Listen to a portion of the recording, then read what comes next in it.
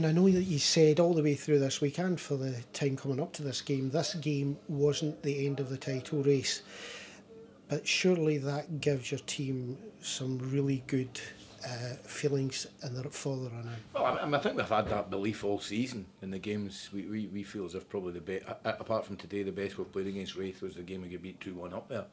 We felt we really dominated that game with quite a lot of injuries.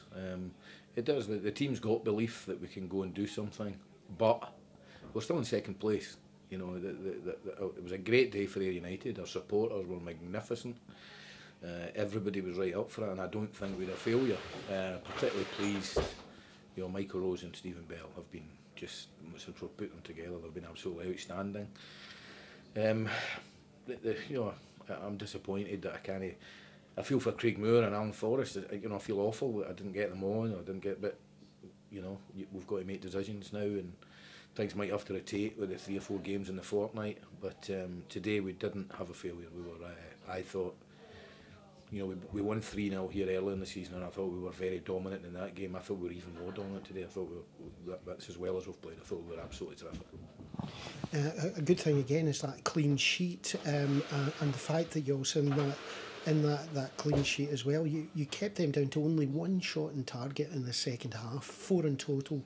That must have been really heartwarming to you, because they did come out to try and push you in that second half. Yeah, I mean, I thought it was 2 different styles of football. You know, they went back to front quite early, and they were 4-5-1 in the beginning. Barry changed it round and, you know, brought on about another bigger striker and went back to front. We tried to play through lines and play through the middle of the pitch, and a great big hand to Jason, our groundsman, because the pitch stood up really well today. It maybe didn't look it from the terraces, but it stood up really well, and we were able to knock the ball around. So, you know, big bonus for us as well as Crawford got 65 minutes, Docherty got on for a spell. All these boys will be needed. Yes, and you're talking about needing players, but today a couple of your players went off limping quite badly, Paddy Boyle and Mark Kerr in particular.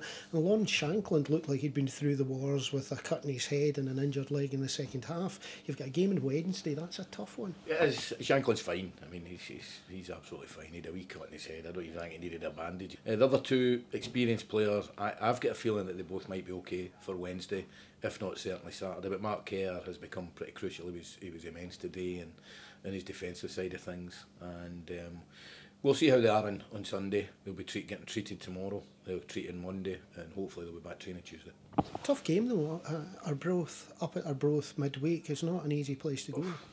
I mean, although us and Raith are quite 10, 12 points clear, whatever it is, I think Arbroath and Alloa are up there with us. I mean, I think if the 2 of them had started the season a little bit better, it would be a 4-horse race. So, you know, we've got to go to Arbroath and we've got to go to Alloa, and they're big games for us. But if we play as we can, we should be okay.